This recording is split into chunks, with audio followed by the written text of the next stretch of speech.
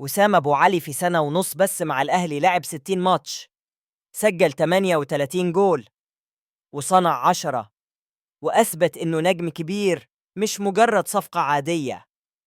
هداف من أول دور، وبيحسم مباريات تحت ضغط، وبيسجل من كل الأماكن، من جوا الصندوق، من بره ال18، ضربات حرة، ضربات جزاء، وحتى بالرأس. رد على المشككين بجول عالمي في مازيمبي، وهاتريك ضد شباب بلوزداد، وسوبر هاتريك في مجموعة التتويج قدام طلائع الجيش. ورغم إنه تصاب فترة، رجع وقدم دور تاني ناري في الدوري مع ثنائية خطيرة مع إمام عاشور، وفي كأس العالم للأندية. ورغم البداية الصعبة، رجع قدام بورتو بهاتريك أسطوري. والأجمل إنه لاعب محلي مش أجنبي.